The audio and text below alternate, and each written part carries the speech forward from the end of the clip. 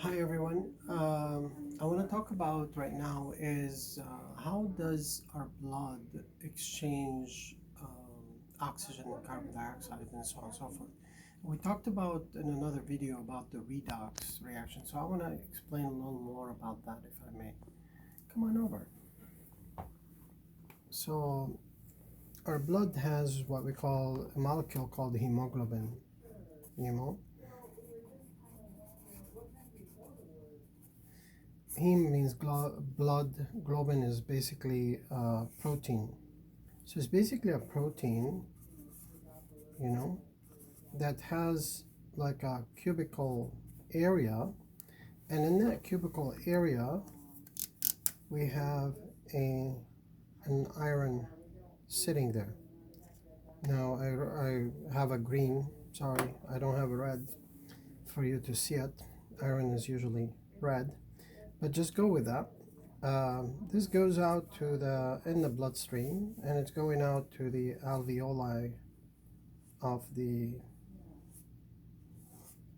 lungs, and the blood vessels are sitting right there, and in between the blood vessels and the cell wall of the alveoli, oxygen gets through and it goes over here, and it makes this nice and beautiful red because it oxidizes the iron.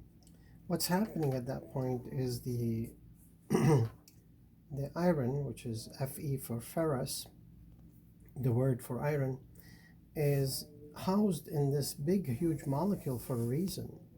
Because if it actually loses and or gains the oxygen, it's going to be a big problem, because then it can do whatever it wants to do. So this globin that's present kind of keeps this kind of like in check, so as it doesn't go everywhere, and then we have a problem. So then an oxidation reduction reaction happens to the ferrous, which is the iron atom, and it spits out the CO2 and gets the O2 instead.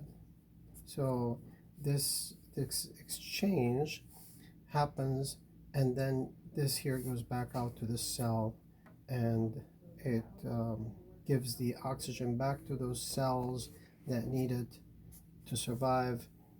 And so the oxygen then goes over to the cell, and the CO2 goes back to the hemoglobin, which then goes back out here.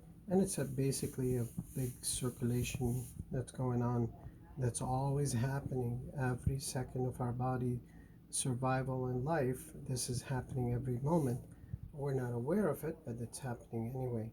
So this oxidation reduction is always happening. And so the redox in our body is very, very important. And it happens at every cellular level. Now, this is only on the molecular level, but we will talk about it later with the cellular level as well. I hope this helps you guys to understand more about the redox situation that's happening in the body and what it does. I'm gonna do more and more of these just to explain more and more about what's happening in the cell. Maybe that will help you out more.